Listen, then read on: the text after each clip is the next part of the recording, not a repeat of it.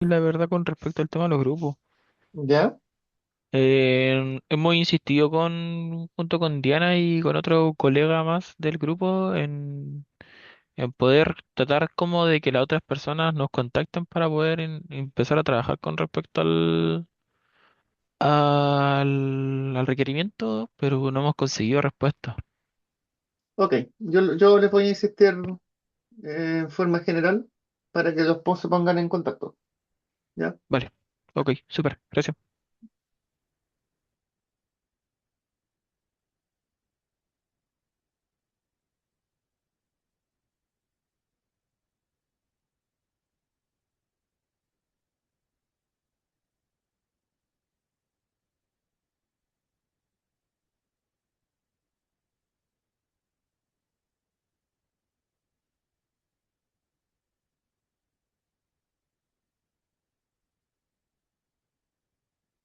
Aprovechando con respecto al tema del trabajo, en la mañana les mandé unos mensajitos, buenas tardes Macarena, con unos tips para que cómo pueden organizar el análisis del caso. Ya la idea es que ya pueden empezar a avanzar con lo que ya hemos visto. Y digamos que lo último que ustedes tienen que hacer para la entrega del primer informe lo vamos a ver la próxima semana. Ya en el fondo sería como los últimos contenidos que van a necesitar para el primer informe. Ya por lo tanto, el primer informe es todo lo que vamos a ver en esta en primera parte del curso. Mi recomendación es que traten de hacerlo paso a paso, ya, porque les va a ser más fácil entender lo que están haciendo, van a poder hacer las validaciones que tengan que hacer de una manera más eh, simple, y van a poder ver si efectivamente está resolviéndose el problema que le están preguntando. Buenas tardes, Luis. Y así que eso es, por eso le mandé ese mensajito en la mañana. Bueno, Profe, eh, sí, disculpe, buenas tardes. Tengo una bueno, consulta con respecto al modelo anterior. Salió una ya, entidad que era comprador y asistente, y de ahí se derivó en el modelo extendido a personas. sí, En este modelo, ¿se podría dar la recursividad en ese ítem en particular? no, porque esa es lo que hicimos ahí fue una generalización. La recursividad se da en em, relaciones de tipo jerárquica, ¿ya? Y en el modelo que nosotros teníamos de ejemplo no hay ninguna relación jerárquica definida. Por relación jerárquica me refiero, por ejemplo, yo soy jefe de, ¿ya? O la representación, por ejemplo, de un organigrama se podría representar como una relación recursiva. Ok. Yo había ¿Ya? pensado entre comprador y asistente, que podrían, de alguna manera, en diferentes instancias de tiempo, haber sido recursivos. No, es que es es que ahí lo que tendrías lo que tú estarías tratando de hacer así es como generar una cierta dependencia. O sea, en el fondo, estos asistentes dependen de este comprador. Ok, entiendo. Ya, esa sería una relación jerárquica. Por eso es más fácil, por ejemplo, imaginártela en un organigrama de una empresa donde yo tengo un jefe. Entonces, yo estoy en la tabla de colaboradores, ¿cierto? Con mis datos y tengo un jefe. ¿Que dónde está el registro del jefe? En la misma tabla de colaboradores, porque él Ok, también es un colaborador. ¿Ya? Y en ese caso se producen relaciones recursivas. ¿Ya? ok. En el otro que vimos fueron generalizaciones. Bueno. em, Ya hemos visto, para hacer un resumen, ¿cierto? Vimos el modelo hablamos al principio muy brevemente acerca de los tipos de base de datos, ¿cierto? Que habían, cuál era la diferencia con los archivos. Después vimos el modelo eh, conceptual, ¿cierto? Que nos permitía hacer una representación del mundo bastante sencilla, ¿cierto? Cuyo objetivo era poder comunicarle o comunicarnos con nuestros clientes, ¿cierto? Eh, y mostrarle cuál era nuestro entendimiento del mundo, de una perspectiva muy general, ¿cierto? Donde estaban permitidas las relaciones de muchos a muchos, ¿cierto? Porque el objetivo era poder representar un problema, el entendimiento de un problema. Después vimos, ¿cierto?, el modelo entidad-relación, que lo que hacía era ahora materializar de manera más explícita estas relaciones, ¿cierto? Eh, donde empezábamos a identificar atributos, ¿cierto? Y vimos el modelo relacional extendido, donde nosotros podíamos, en el fondo, eliminar la redundancia de campos, ¿cierto?, de atributos, buscando atributos comunes, ¿cierto? Y dejando solo las diferencias, y para eso vimos generalización y especialización, junto con disyunción y solapamiento, ¿ya? Todo eso, lo que hemos visto hasta el minuto, está dentro del mundo conceptual, ¿ya? Que son representaciones del mundo para poder explicar el problema. Y, insisto, ahí no hay problema en que nosotros mantengamos relaciones entre entidades del estilo muchos a muchos, ¿ya? Ahora vamos a empezar a transicionar desde este modelo conceptual del mundo a un modelo relacional, ¿ya? Un modelo relacional es un modelo más técnico de implementación de una base de datos relacional, como Oracle, MySQL, ¿cierto? PostgreSQL, SQL Server, ¿ya? Eh, de ese tipo de base de datos.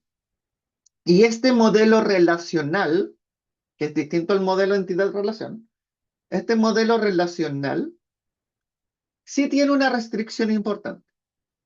Y la restricción importante que tiene el modelo relacional es que no pueden existir relaciones muchos a muchos entre los objetos. O sea, entre dos entidades, un modelo relacional no soporta relaciones de muchos a muchos.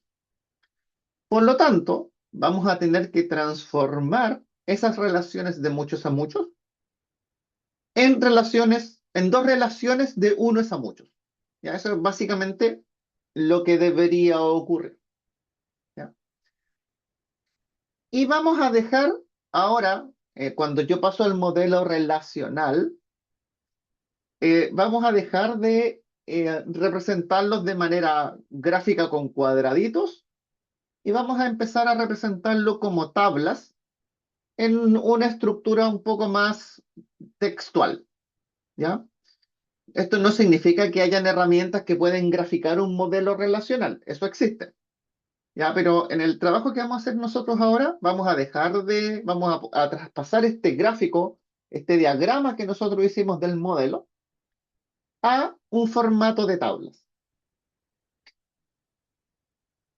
Para esto lo primero y para esto lo vamos a hacer a través de reglas de transformación, ya que tienen la gracia, estas reglas de transformación, si yo las aplico a partir de mi modelo conceptual o de mi modelo entidad-relación, que nos van a simplificar el paso del modelo entidad-relación al modelo relacional, ¿ya?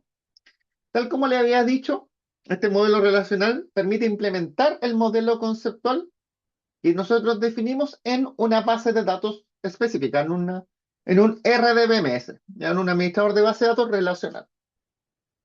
Y las reglas tienen por objetivo obtener la primera versión de las tablas que potencialmente se crearían dentro de las bases de datos, identificando principalmente dos conceptos importantes, las llaves primarias y las llaves foráneas.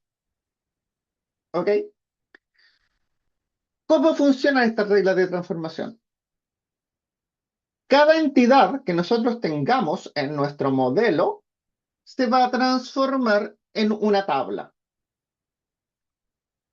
Los atributos que nosotros teníamos identificados, ¿cierto? Estos circulitos, se van a transformar en columnas de la tabla. Nosotros identificamos dentro de los atributos, ¿cierto? Atributos llave, ¿cierto? Y esos atributos llave se van a transformar en la llave primaria de la entidad. Y nosotros también identificamos relaciones.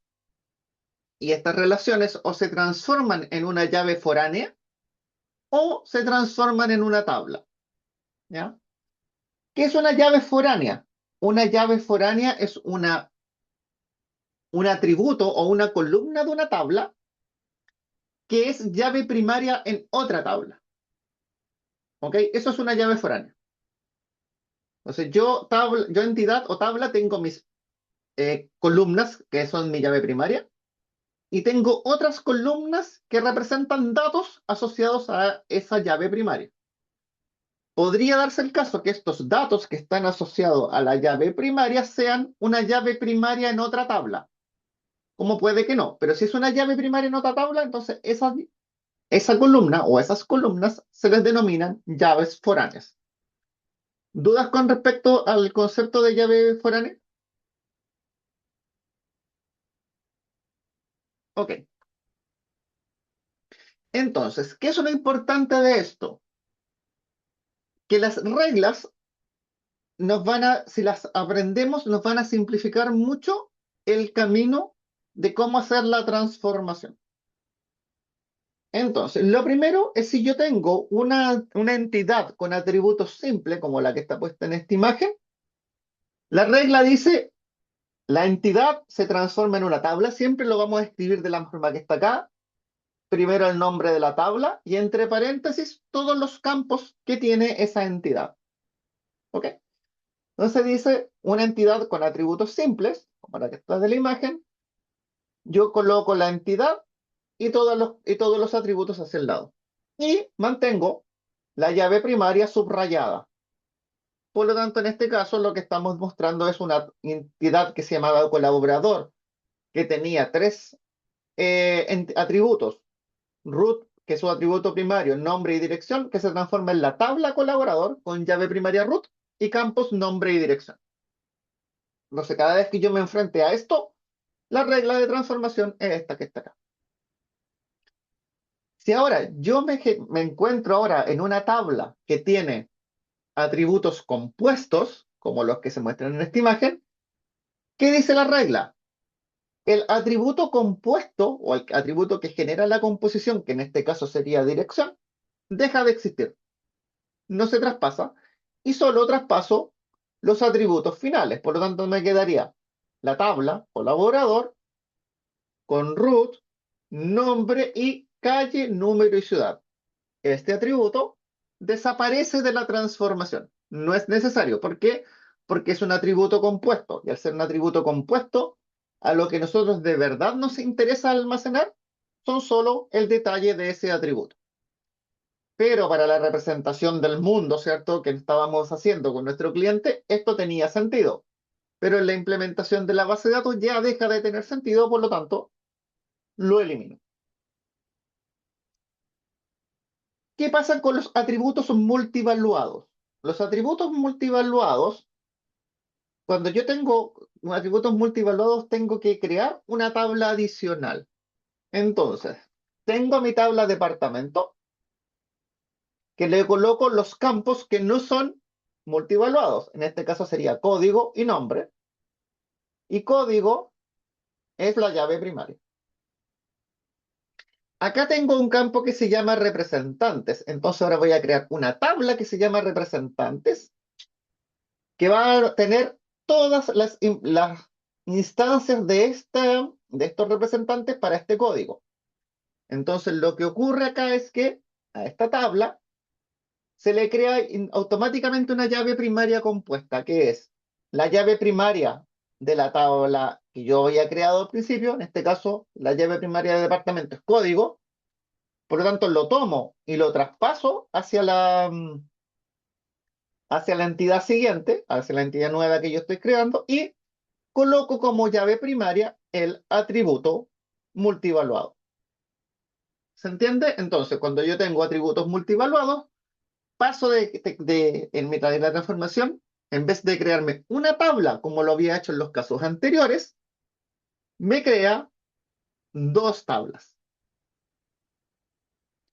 Y siempre la tabla segunda que se crea tiene una llave primaria compuesta. ¿Ya? Siguiente caso, atributos derivados. Ustedes se acuerdan que los atributos derivados los representábamos con líneas segmentadas. En este caso, que dice la regla de transformación, tome la entidad, transforme en una tabla y anote todos los atributos que no son derivados. ¿Por qué? Porque este atributo derivado yo lo puedo calcular. Por lo tanto, como lo puedo calcular, no lo necesito almacenar.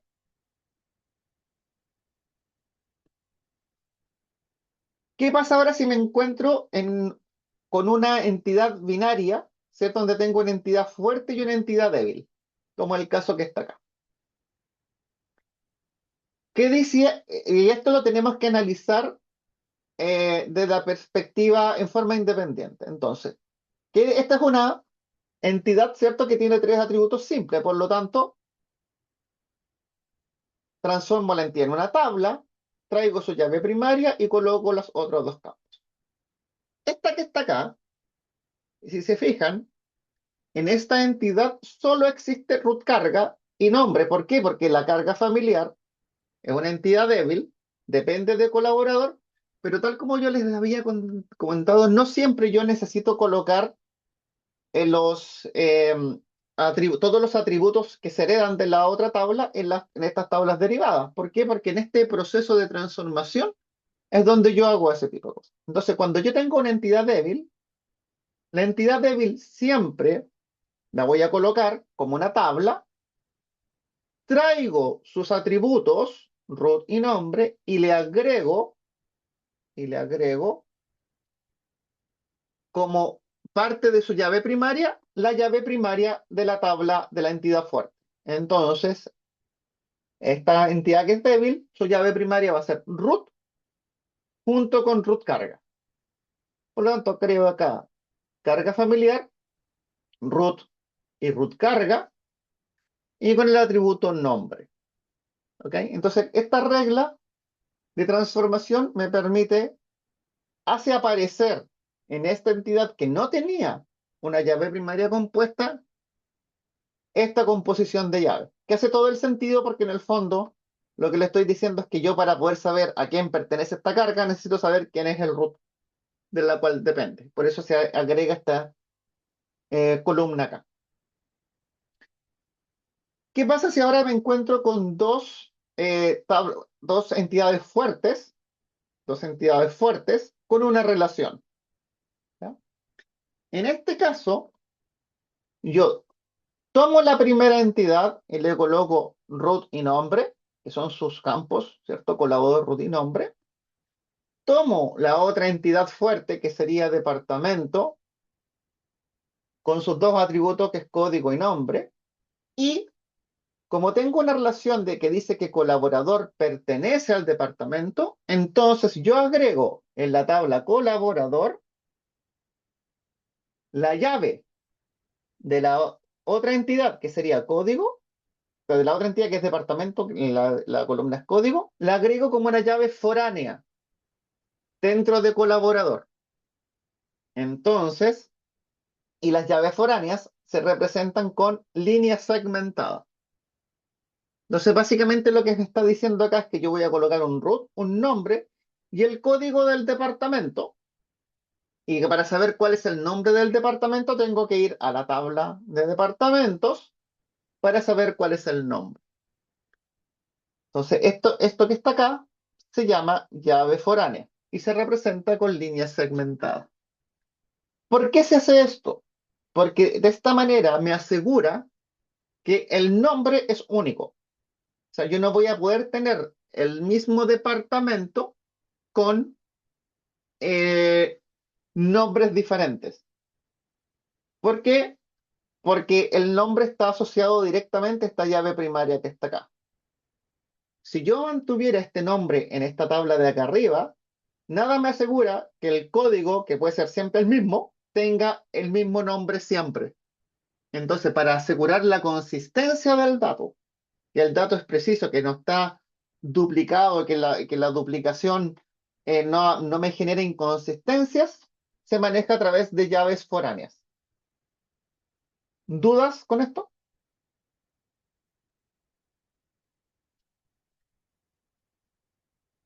Ok, y esto ocurre cuando nosotros tenemos relaciones binarias del estilo uno es a muchos.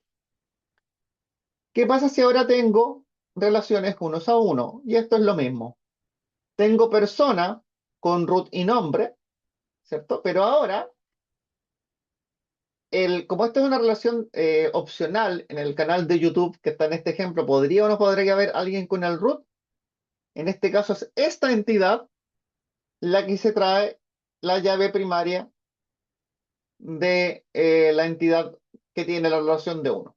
Entonces aquí nos quedaría root y nombre y acá nos quedaría ID, nombre y descripción y la llave primaria de la otra tabla como una llave foránea. ¿Ya? Así nos queda la transformación asociada a esta regla.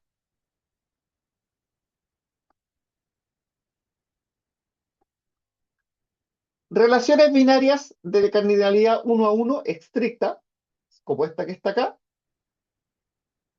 Hago la misma regla, tomo a cada entidad, le coloco sus campos y debo decidir cuál quiero que sea la llave foránea. Ojo que acá aparece la ID con una sola línea segmentada, con una sola línea, pero esto está segmentado. Lo que pasa es que el nombre era muy chiquitito y por eso apareció solo una línea. Pero en el fondo, yo puedo decir que el ID es la llave foránea, o puedo decir que el root es la llave foránea y lo coloco en la otra tabla. La definición no tiene mucho, no hace diferencia. Va a depender básicamente de la lógica que yo le esté dando a lo que estoy desarrollando. En este caso, en el primer ejemplo, lo que dice es que este presidente está asociado a este país. Y lo que dice el lado de acá es que este país tiene este presidente. ¿Ya? Es como se interpreta. Pero básicamente desde el punto de vista teórico práctico de la implementación, da exactamente lo mismo donde esté, cuál de los dos yo haya elegido como llave primaria, como usar su llave foránea. Ya da lo mismo, porque la representación, el resultado final es exactamente el mismo. ¿Y qué pasa ahora con las relaciones de muchos a muchos? ¿Ya? Cuando tenemos relaciones de muchos a muchos, normalmente hay una entidad que está entre medio que tiene atributos que es la que desambigua la, em, esta, em, o que permite identificar esta relación de muchos a muchos. Entonces, en este caso, yo tengo dos entidades, ¿cierto? Alumno y asignatura, que tengo acá alumno con su root y nombre, asignatura con su ID y nombre, y creo una tercera entidad que tiene la llave primaria de la primera, la llave primaria de la segunda, y por lo tanto su llave primaria es compuesta, y todos los campos adicionales que están asociados el, a la relación de muchos a muchos que existe. O sea, acá le dice, por ejemplo, acá nos dice que un alumno toma muchas asignaturas, ¿cierto? Y que una asignatura es tomada con muchos alumnos. Eso es lo que nos dice este gráfico. Acá yo tengo todos los alumnos, acá tengo todas las asignaturas y acá tengo la combinación de ambos. Entonces, si yo miro esta tabla y busco por alumno, voy a encontrar todas las asignaturas del alumno. Y si yo miro esta tabla y busco cuáles son las asignaturas, los alumnos por asignatura, voy a encontrar todos los alumnos que están tomando esa asignatura.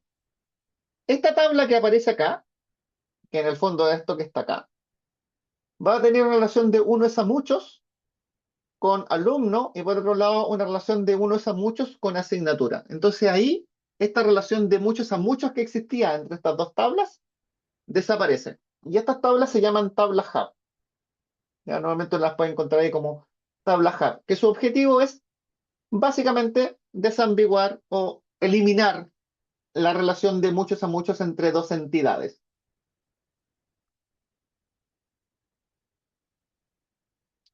¿Cómo se transforma ahora una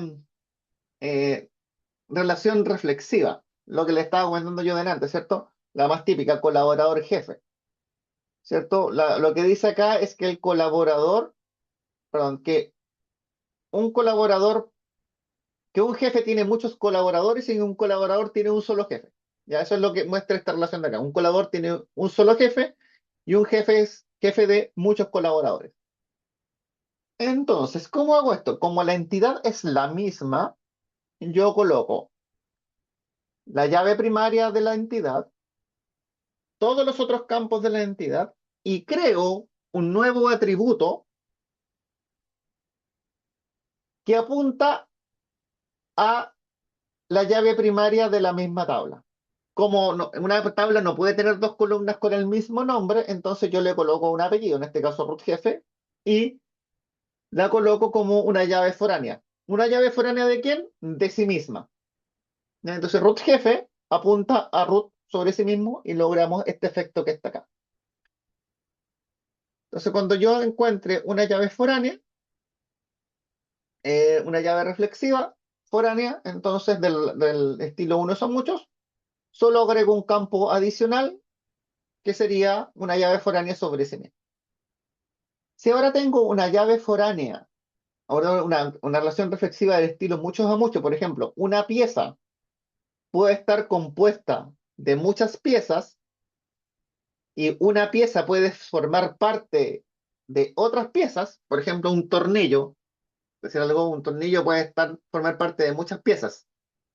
Y ahí podría haber otra pieza que forme, em, que sea parte y forme otras piezas. Entonces, lo que estamos diciendo acá es que existe una relación de muchos a muchos, y acá básicamente lo que hace es que creo esta entidad que está acá, tal como lo habíamos visto antes, y agrego una entidad adicional, que normalmente es la relación, donde coloco ID y ID parte. O sea, en el fondo el mismo ejercicio anterior. Pero ahora ID parte, que también apunta a pieza, es una llave primaria. Por lo tanto, esta tabla que está acá tiene una llave primaria compuesta. Y lo que ocurre, y lo que hace esto es que nos permite representar esta relación reflexiva en la base de datos de esta manera.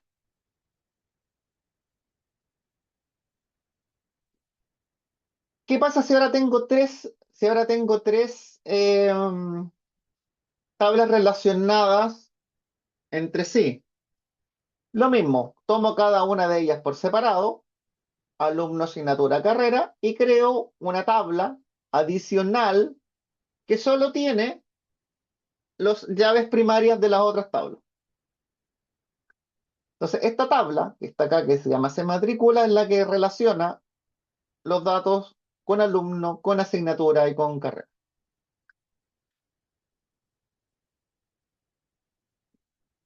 ¿Qué pasa si ahora nos encontramos con reglas disyuntivas, ¿cierto? Especializaciones parciales y disyuntas.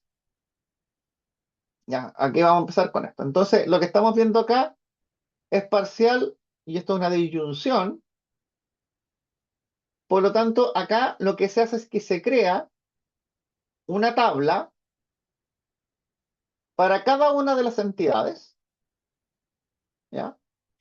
Y le agrego a cada entidad sus atributos. En este caso sería root, nombre y grado académico a docente. Asociado le agrego la llave primaria del supertipo, en este caso sería root, y sus campos específicos, root, número de aplicaciones, número de publicaciones.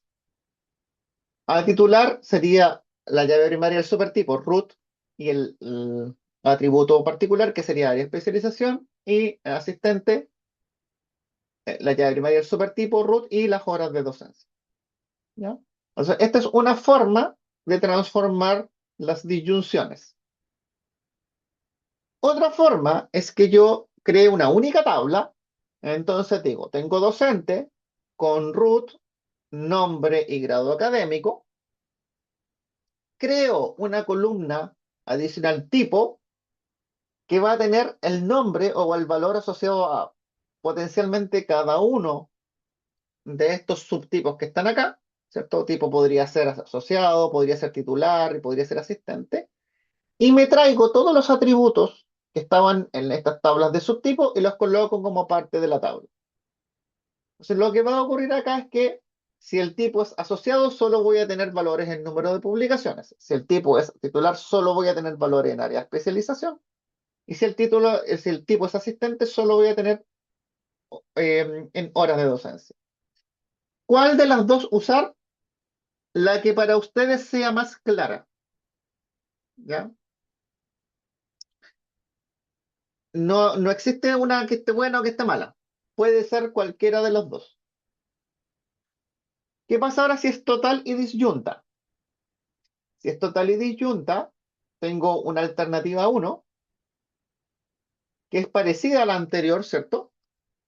Aunque se me está quedando sin pila el mouse. Denme un segundo para conectarlo.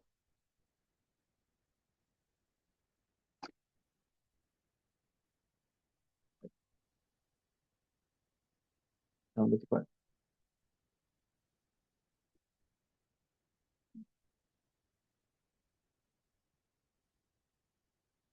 Ahí está. Entonces, cuando yo tengo reglas totales, puedo hacer lo mismo que hice antes. Creo el supertipo con sus campos, ¿cierto? Y para cada subtipo me traigo la llave primaria del primero y le coloco las columnas particulares. Si se fijan, esta alternativa uno es la misma que la alternativa uno. Disculpa, ¿a cuál de las dos de la especialización parcial? Perdón, ¿a esa?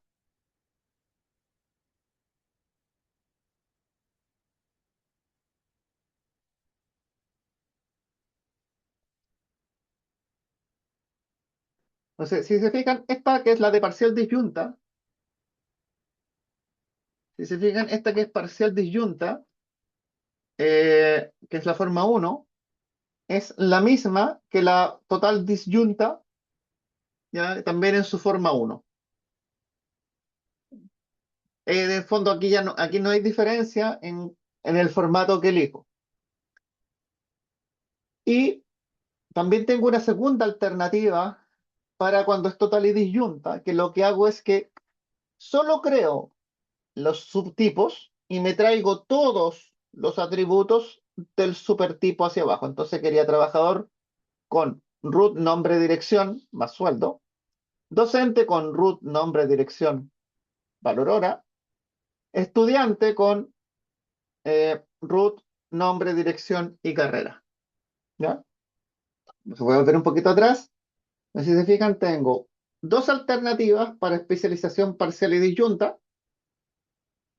que sería esta o esta, y tengo dos para total y disyunta, que sería esta y esta. Eh, no hay diferencia en la que ustedes usan, no hay diferencia en la que ustedes usan, porque después hay otro proceso que hacemos después que va a resolver algunas cosas que pueden ocurrir. Por lo tanto, pueden elegir la que ustedes quieran.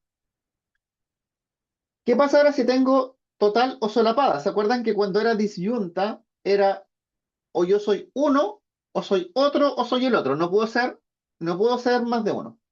En la solapada yo puedo ser más de uno. Entonces, de nuevo, la alternativa uno es que yo coloco el root, el nombre, la dirección, ¿cierto? Para persona, y para cada subtipo me traigo la llave primaria de la persona y le coloco su em, valor específico. Entonces, si se fijan, hasta el minuto tenemos para tres tipos de especialización. Ya teníamos especialización parcial disyunta, total disyunta, perdón, parcial disyunta y total disyunta.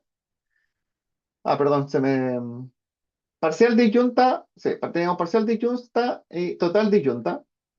Y ahora tenemos, eh, perdón, se me quedaron pegadas, pero los digamos, ya tenemos total solapada, que tenemos total solapada, que se fijan exactamente igual que las otras tres que hemos visto, y en la total solapada la transformación es igual que la de la total disyunta. ¿Se fijan? Total disyunta, la alternativa 2 es igual que la total solapada, ¿ya? Y tengo parcial solapada, acá el dibujo está malo, me acabo de dar cuenta que está malo, y tengo lo mismo que vimos antes, uno por supertipo, o nuevamente me traigo, puedo tener una sola instancia con todos los campos, y acá empiezo a crear un campo como Booleano. Ya vuelvo al tiro a la parcial disyunta. Entonces acá empiezo a crear condiciones booleanas. Coloco es trabajador y el sueldo, es docente y el valor hora, es estudiante y la carrera. Entonces, si este es verdadero, voy a tener un valor acá. Si es verdadero, voy a tener un valor acá. Y si es verdadero, voy a tener un valor acá. ¿Ya? Entonces voy a volver atrás ahora em, con todas las reglas de transformación asociadas a disyunción y solapamiento. Entonces tenemos que independiente si es total o parcial, si es disyunto o solapamiento, ¿ya? Siempre voy a poder tener la alternativa de colocar cada uno de las entidades que me aparezcan, tanto el subtipo como los supertipos, perdón, el supertipo como los subtipos, cada uno con el supertipo con su llave primaria y todos sus campos, y los subtipos con la llave primaria del supertipo más su campo específico o su atributo específico. Eso lo voy a poder hacer siempre. La la alternativa 2 de parcial disyunta es que yo tome solo la tabla de arriba, deje solo el supertipo y le agregue los campos de los subtipos, que serían número de publicaciones, área de especialización y horas de docencia, y cree un campo que antes no existía, ¿cierto? Que es este que yo puse acá tipo, que va a referenciar o que va a almacenar el valor de cada uno de estos subtipos. ¿Ya?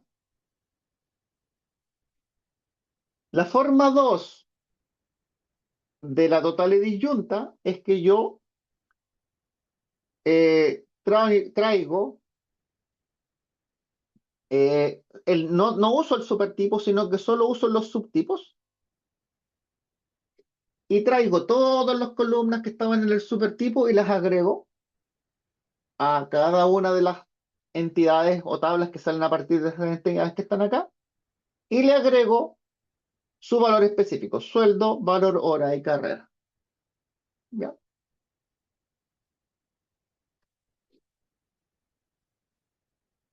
Si es solapada, significa la alternativa 1 siempre igual. Y si es total, fíjense que esta total que está acá es igual a esta total que está acá. Entonces no importa si es disyunción o solapamiento, si la especialización es total, puedo hacer esto, que es traspasar las columnas del supertipo al subtipo y agrego las columnas particulares del supertipo. Si estoy en parcial ahora, acá cuando es disyunta, como es una sola alternativa, la disyunción, acuérdense que una sola alternativa, yo agrego una columna tipo que representa el valor de cada uno de estos subtipos. Pero solapada, en la solapada, yo puedo hacer más de un tipo. Por lo tanto, yo agrego ahora un atributo que me permite saber si esta persona cumple o no cumple la condición o pertenece eh, a este subtipo. Por lo tanto, le coloqué es trabajador. Es como una pregunta. y agrego el campo que tiene. Es docente y agrego el campo. Es estudiante y agrego el campo. ¿Por qué? Porque yo podría ser acá trabajador, docente y estudiante, o solo uno de ellos. ¿Ya? Esas son las reglas de transformación. Esas son las reglas de transformación que existen para traspasar desde un modelo conceptual o un modelo de entidad-relación a tablas. Por lo tanto, lo que vamos a hacer ahora es aplicar esto que acabamos de ver.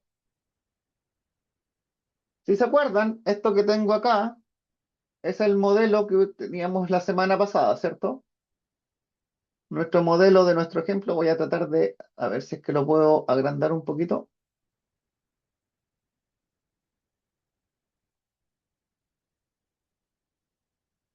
A ver si lo puedo agrandar un poco.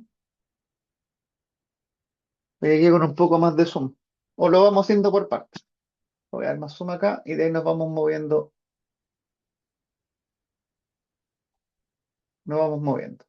Ya. Entonces vamos a partir por esta entidad que está acá. Y aquí necesito que ustedes me vayan ayudando porque vamos a ir resolviendo algunas cosas. Ya. Por ejemplo, si se fijaron en el ejercicio, nosotros podríamos haber evitado en este diagrama haber colocado acá el ID del espectáculo. Porque si se fijan, es esta relación la que me lo coloca. Pero independiente si está o no está, lo podemos manejar igual. Entonces, la primera entidad sería espectáculo, ¿cierto? Ah, pero no puedo usar esto porque necesito,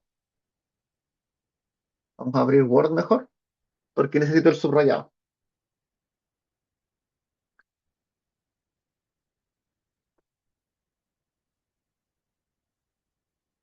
Necesito el subrayado. Eh,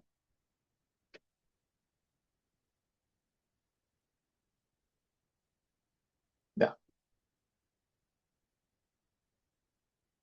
ya. Entonces, la primera entidad que tenemos es espectáculo, ¿cierto? Y vamos a traer sus atributos. Sus atributos son ID espectáculo, nombre y artista. Y marcamos con subrayado la llave primaria. Y esto está relacionado, ¿cierto?, con una entidad débil. Ya había una regla para entidades fuertes y entidades débiles, ¿cierto? Que decía que acá, en la entidad débil, yo la tenía que colocar con todos sus campos y traerme la llave primaria de la tabla de arriba. Si se acuerdan, vamos a ir acá a las reglas débiles, ¿cierto? Reglas débiles dice que que creo la tabla débil y necesito asegurarme que esté la llave primaria de la entidad fuerte. Que en este caso la llave primaria de la entidad fuerte sería ID espectáculo. ID espectáculo nosotros también lo teníamos como atributo, pero ya lo tenemos por la regla, ¿cierto? Y colocamos ahora la otra llave primaria, que sería ID función,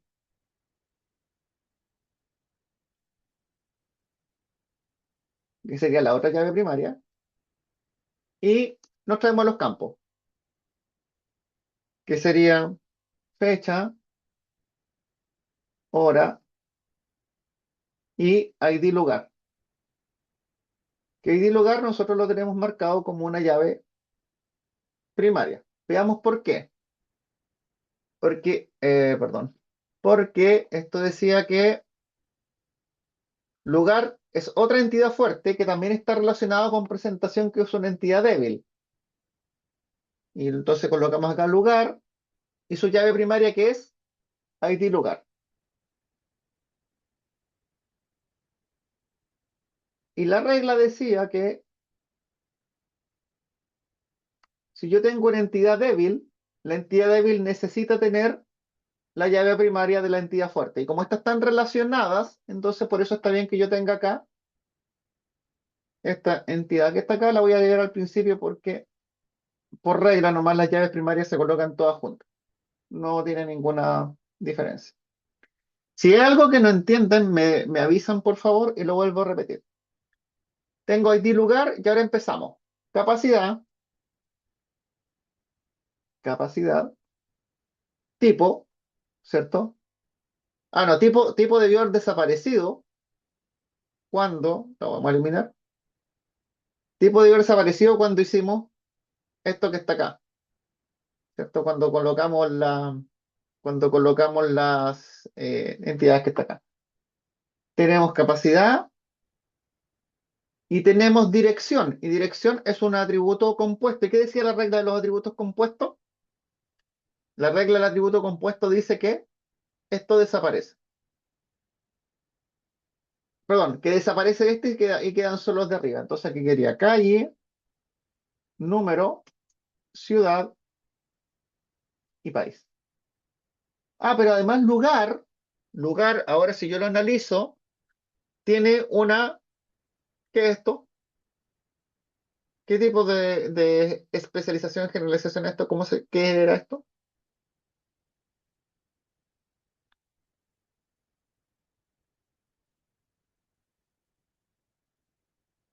Esto es una disyunción total. Y teníamos una regla para disyunción total, ¿cierto? Y la regla decía,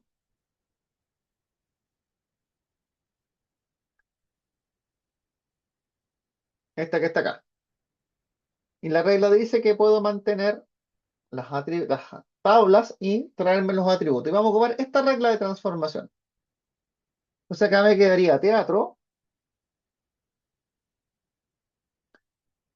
con ID lugar, estadio con ID lugar y centro de eventos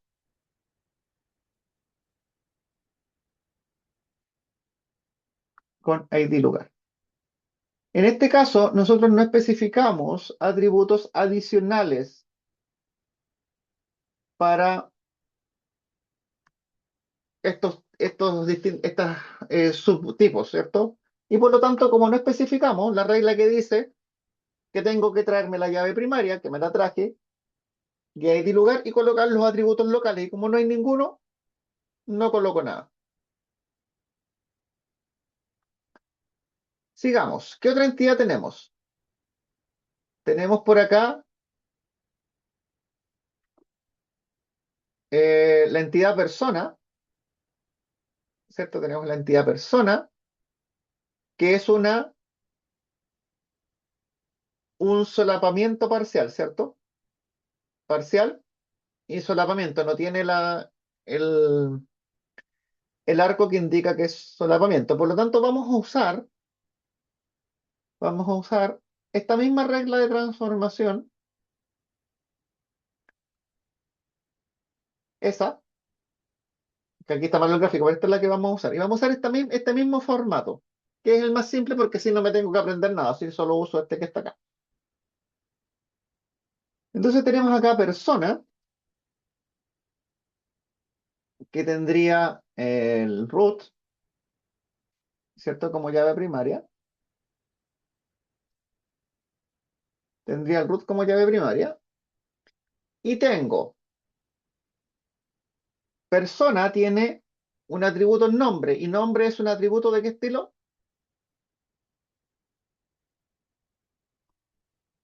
Nombre es un atributo compuesto. Por lo tanto, ¿qué dice cuando hay un atributo compuesto? Que este desaparece y dejo solo estos que están acá. Entonces tendríamos root, nombre, apellido uno, apellido 2. Tengo también dirección. Dirección es otro atributo compuesto. Que sería entonces sería calle, número, ciudad, país. Tengo fecha de nacimiento.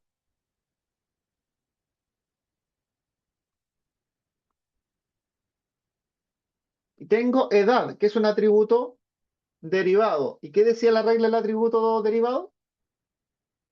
Que el atributo derivado se elimina, no se pone, por lo tanto no lo coloco. Tengo un atributo compuesto. ¿Cuál era la regla del atributo compuesto? La regla del atributo compuesto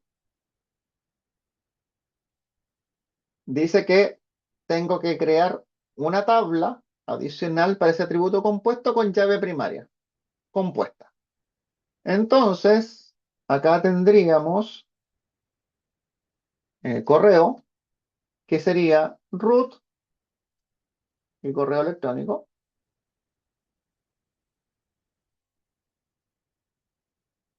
¿cierto? Y esto sería una llave primaria. Y tenemos acá teléfono, que es lo mismo, ¿cierto? El mismo concepto porque también es una llave, pero un atributo compuesto. Tendríamos root y tendríamos teléfono. Y de persona ya no nos quedan más atributos, por lo tanto lo cerramos. Y tenemos asistente, perdón, tenemos asistente, que colocamos solamente el root, y tenemos comprador, que solamente colocamos el root. Y nos estaría faltando, perdón, agarré algo que le tenía que dar. Y nos estaría faltando solo la entidad entrada.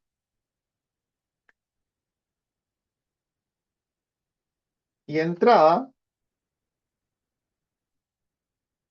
entonces, perdón. Entonces, entrada tiene como llave primaria el ID de la entrada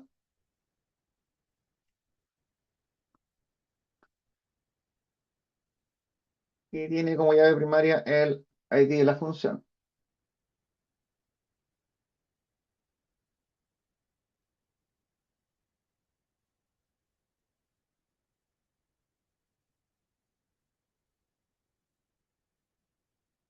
Y tiene un estado, un sector, un asiento y un valor.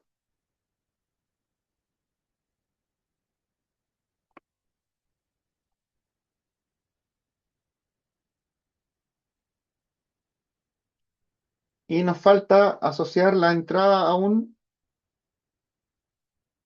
asistente.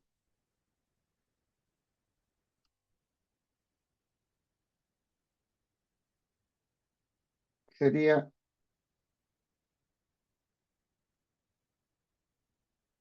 el root y el ID de la entrada.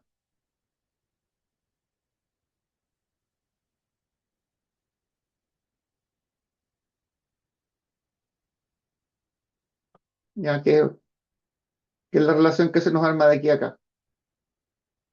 Porque el problema decía que las entradas eran numeradas.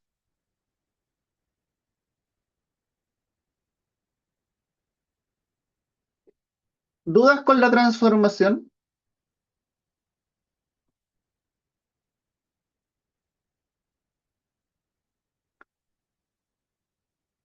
Ya. Entonces, lo que vamos a hacer es que ustedes tomen este mismo diagrama que está acá, que se los voy a dejar más grande, y quedó muy grande.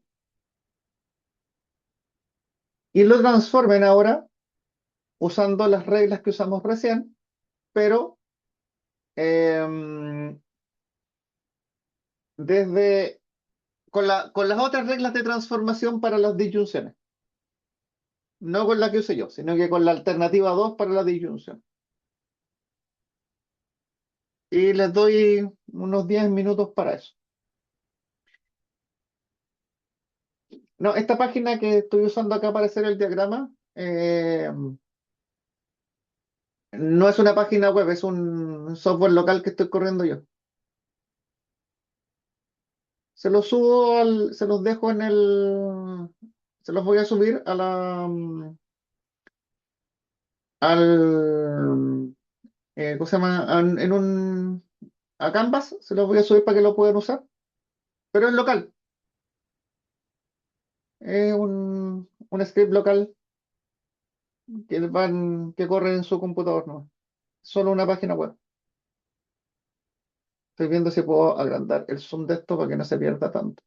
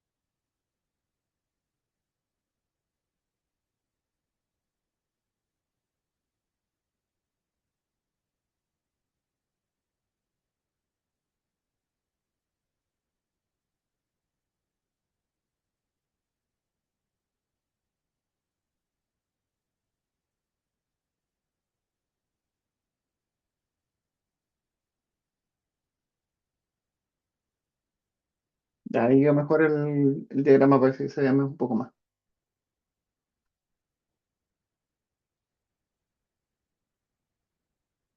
Entonces la idea es que ustedes transformen eso que hicimos ahí utilizando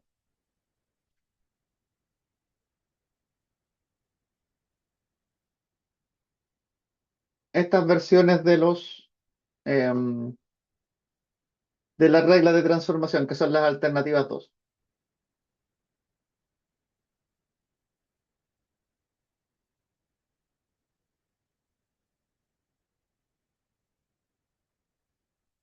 que les voy a copiar los ejemplos para que los tengan.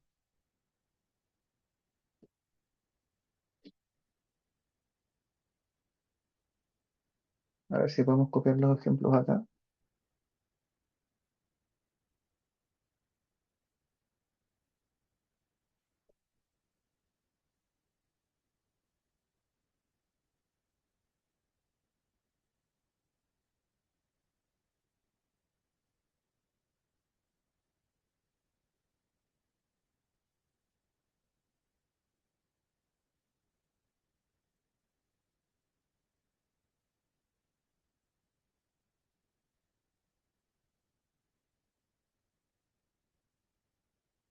Esa es una, que esta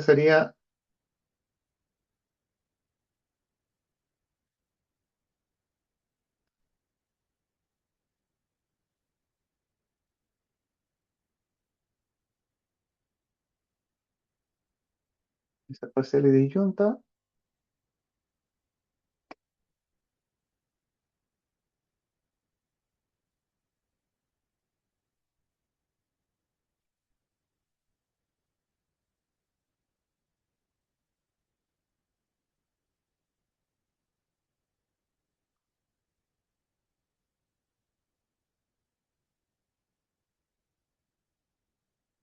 Sería,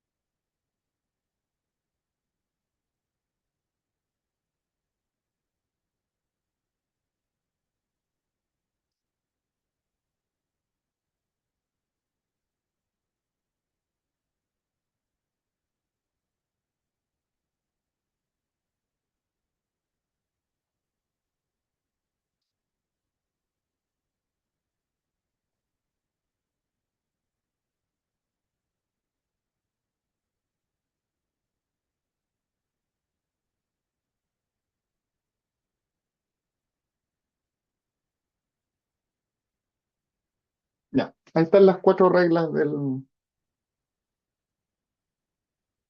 aunque es muy grande.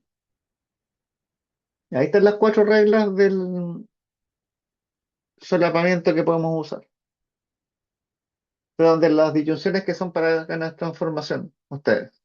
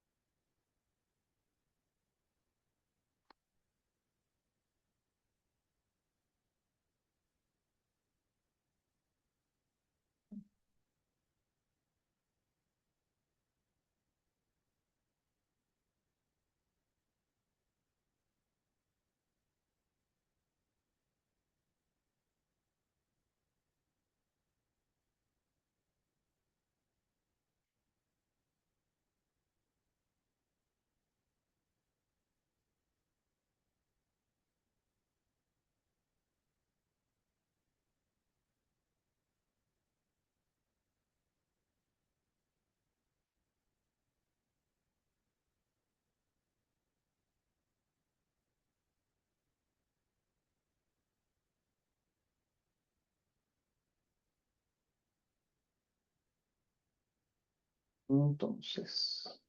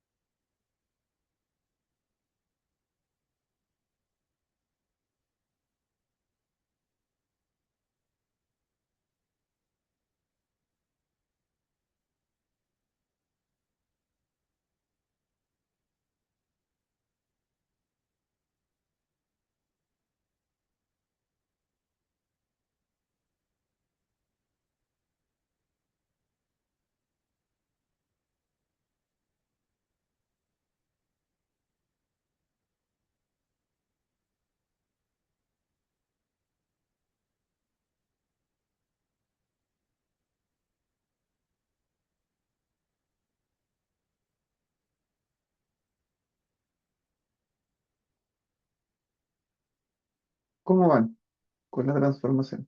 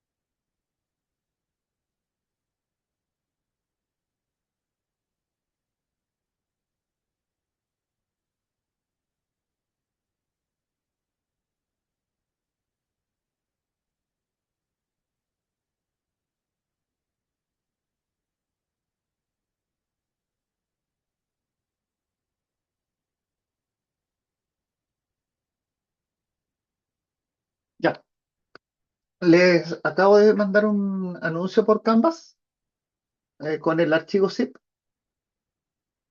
que tiene este mismo diagrama con la aplicación que lo permite leer. Miren, les voy a mostrar.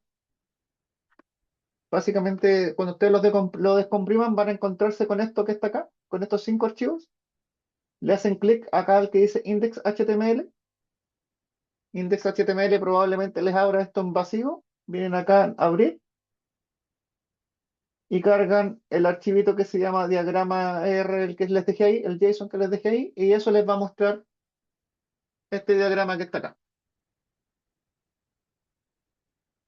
Ya es una aplicación súper básica, rudimentaria, que yo construí solo para hacer, para efectos de poder hacer estos diagramas más fácil para explicarlo. ¿Ya? Puede que tenga algunos bugs todavía, hay cosas que no funcionan tan bien, pero la idea es que les sirva a ustedes para poder practicar y tengan este modelo que es el que hemos estado trabajando en la clase. Ya. Entonces, dijimos que íbamos a aplicar estas reglas ahora para la transformación que son distintas a las que yo usé, ¿cierto? Porque yo usé las que eran más simples, ¿cierto? Que era crear el, que era crear las tablas que estaban ahí. Entonces, ¿cómo se transformaría esta que está acá, que es una disyunción total? Esta es una disyunción total, ¿cierto? Que sería esta que está acá. Esta regla es la que vamos a aplicar. Entonces, vamos a traernos la regla y la regla dice que, no, esa no era la de regla, me equivoqué de regla. A ver. Ah, no, está bien. Se crea una tabla para cada entidad del subtipo, o sea, creamos una entidad que se llama teatro, otra entidad que se llama estadio y otra entidad que se llama centro evento, que son las entidades que tenemos acá, ¿cierto? Y dice que nos tenemos que traer para cada entidad los atributos del supertipo. Y los atributos del supertipo, que serían eh, ID del lugar,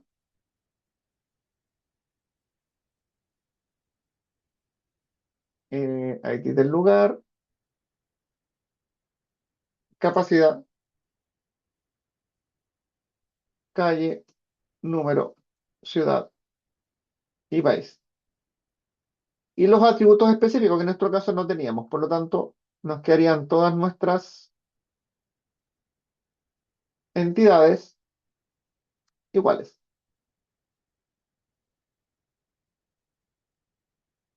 Perdón, no esa es la que tenemos que usar. Es la de arriba, perdón. Es esta total disyunta. Me equivoqué de regla, no es eso. Perdón. Es esta. La entidad subtipo, los atributos. Ah, está bien. Es la misma regla. Total y solapada y total y disyunta. Está bien. Entonces, una opción es que nos quedaría nuestro modelo, ¿cierto? Me traigo las tablas que no cambié. Nos quedaría así. Entonces, en el fondo, esta entidad que se llama lugar desaparece y me aparecen estas que están acá. Y tenemos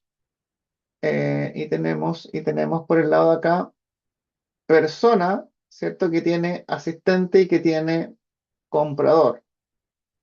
Y esta es una ah, parcial solapada. Dice que se crea una única tabla para la superclase y se agrega una columna por cada subtipo. Entonces, sería persona y se crea una columna por cada subtipo. Entonces, aquí le colocamos es comprador, es asistente. Y el resto queda igual. ¿Ya? Si se fijan, no se va a notar mucho, pero si se fijan, los resultados son parecidos, no exactamente iguales, son muy parecidos, ¿ya? Y ambos permiten resolver correctamente la problemática que nos habían planteado de transformación al modelo. Esto que está acá, esto que no, esto, tanto este modelo relacional como este modelo relacional son casi el modelo final, ¿ya? Todavía nos falta un paso para llegar al modelo final de la transformación, ¿ya? Para llegar a nuestro modelo relacional. Y ese paso que nos falta se llama normalización, ¿ya? Que lo vamos a ver en súper detalle la próxima sesión. Ya les sugiero que se lean para la próxima clase, todo lo que tiene que ver con normalización, ¿ya? Pero en términos muy sencillos, como introducción, porque la próxima semana lo vamos a ver en detalle, pero básicamente la normalización, en términos muy simples, eh, la normalización, en términos muy simples, nos va a garantizar llegar a un modelo final eh, que cumple con todas las características que requiere una base de datos. La normalización se basa en un concepto que se llama formas normales, y las formas normales son como seis, pero nosotros vamos a llegar hasta la tercera forma normal, ¿ya? Y básicamente la normalización vamos a partir de la siguiente base. Vamos a suponer que cada tabla del modelo relacional no está normalizada, ¿ya? Ese es el supuesto que yo voy a tener que usar cuando me enfrente al último paso. O sea, yo parto de la base que ninguna tabla está normalizada. Y el objetivo es es que cada tabla esté en tercera forma normal, ¿ya? Ese es el objetivo. Entonces tenemos que partimos de la base que yo ya llegué a esto, de alguna forma llegamos a esto. Hay dos formas para llegar a esto. Una es la que vimos ahora y la otra es la que vamos a ver la próxima semana. Pero una vez que yo tengo esto que está aquí,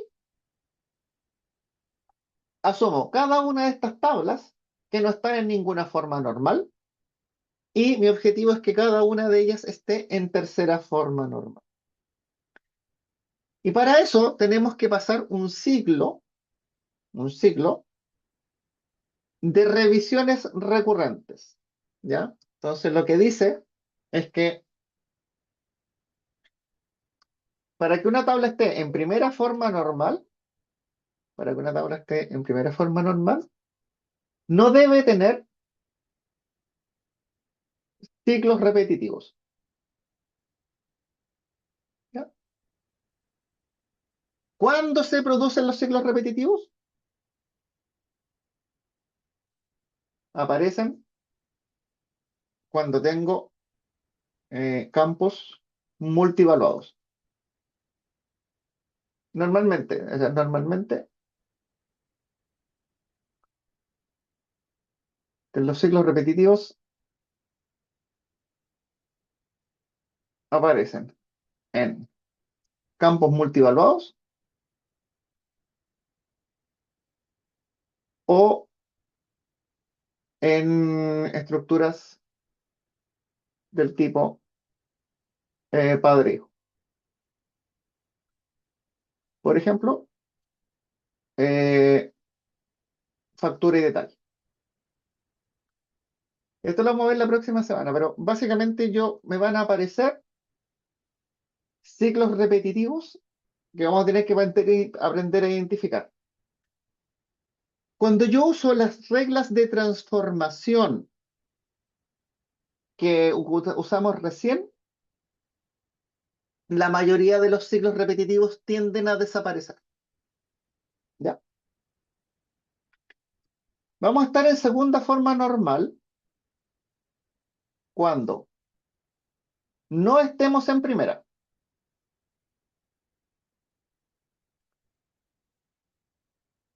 ¿Por qué es importante esto? Porque tengo que asegurarme que la tabla yo la haya sacado de primera forma normal. ¿Ya? O sea, que la tabla no cumpla condiciones de segunda forma normal y no tenga dependencias parciales. Las dependencias parciales solo aparecen en tablas con llaves compuestas. O sea, solo cuando vayamos a la segunda forma normal nos vamos a tener que centrar en aquellas tablas que tengan llaves compuestas. Y para estar en tercera forma normal, perdón, para estar en segunda forma normal tenemos que estar en primera forma normal. Para estar en tercera forma normal tenemos que estar en primera,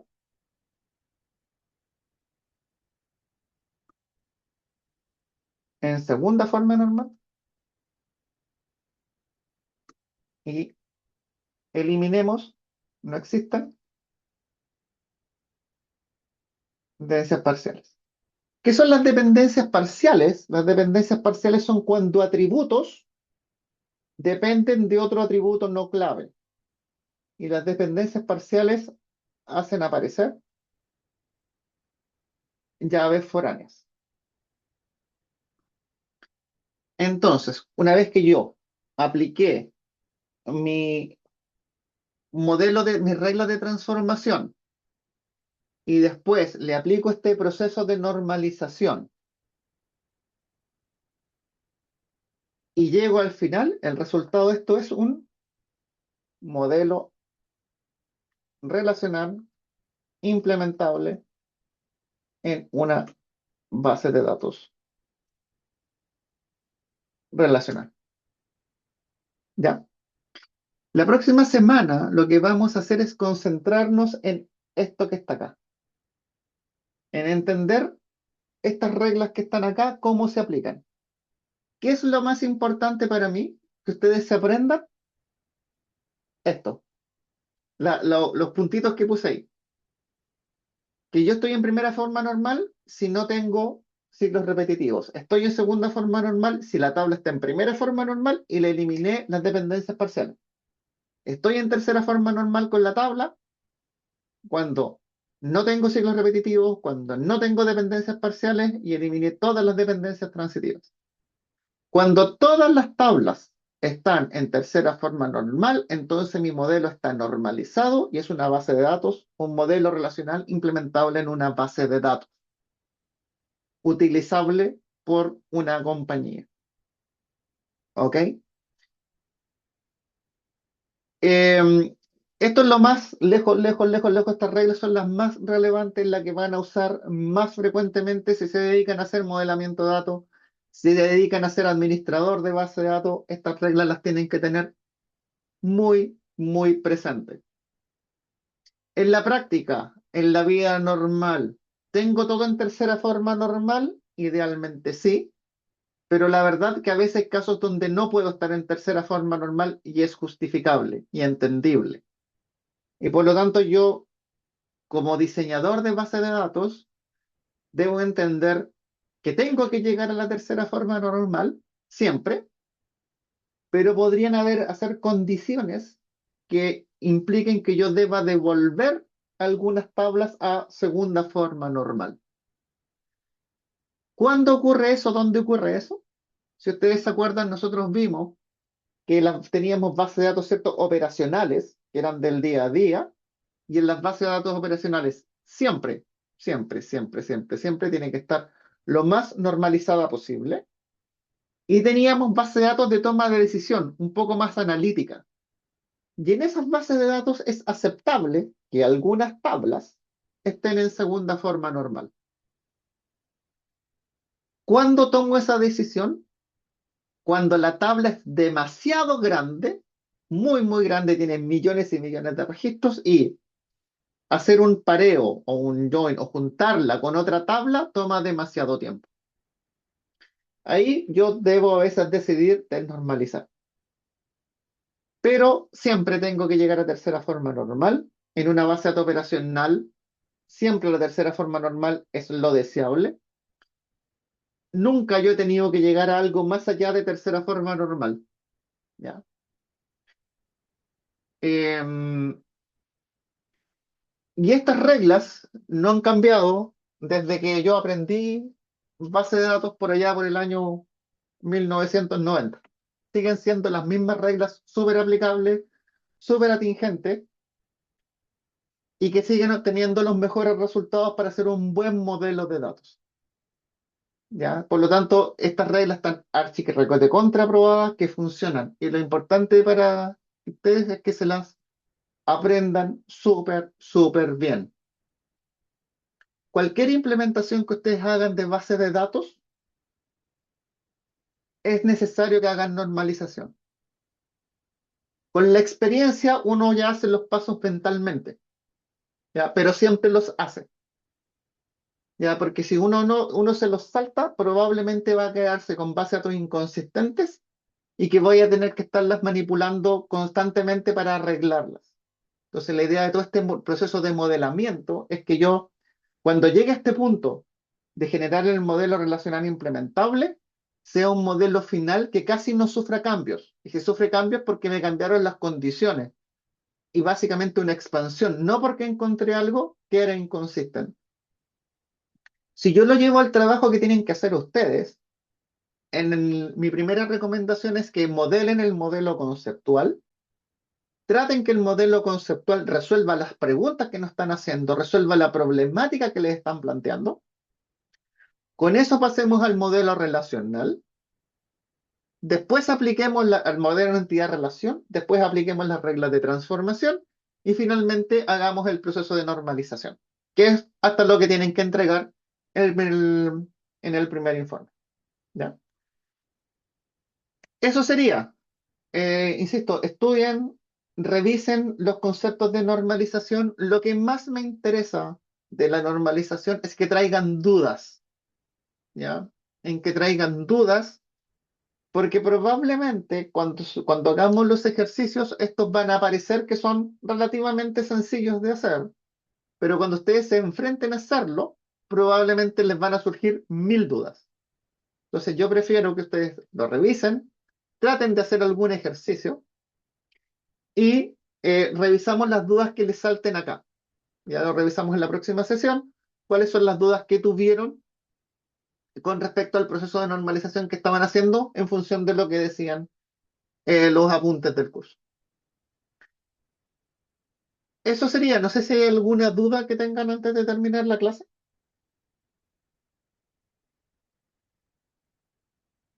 Profe, en las reglas de transformación aparecieron entidades como teléfono y correo. Sí. ¿Eso se puede como llevar a la generalización y dejar como contacto? Y dentro de Mm, contacto poner teléfono y correo. eh, no, porque en el modelo que nosotros generamos, la regla de transformación que nosotros aplicamos es porque este es un atributo multivaluado. Ya aplicamos la regla directa de atributo multivaluado. Probablemente, cuando nosotros apliquemos estas reglas que están acá, aparezcan cosas como las que tú me estás comentando. Ok. ¿Ya? Ahí puede que aparezcan cosas como esa que tú me estás comentando. ¿Ya? ¿Más dudas? Sí, profe, en lugar, por ejemplo, en lugar aparece como teatro, estadio, etcétera. Eso no le da Ujú. como una especie de... lo deja como estático el modelo. ¿Qué pasa si en el tiempo transcurre y crea otro tipo de lugar? Tengo que cambiar el modelo. Depende de la decisión que tomemos. Si la decisión que tomé fue manejarlos por separado, agrego otra tabla que maneje eso. Si tomé la decisión de usar la segunda forma, la otra forma que es donde yo coloco el tipo, entonces me aparece, podría, ¿cómo se llama?, resolver eso. ¿Ya? Depende de la forma que yo utilice. Ok, profe, gracias. Bueno, si no hay más dudas, que tengan una excelente semana. Recuerden empezar ya a trabajar en el trabajo que tienen que hacer. Cualquier duda que tengan me la escriben y yo se las respondo en la medida de lo posible, no más allá de un par de días desde que me llegó el mensaje. ¿Ya? Eso sería. Que tengan una excelente semana. Nos vemos el próximo martes. Hasta luego.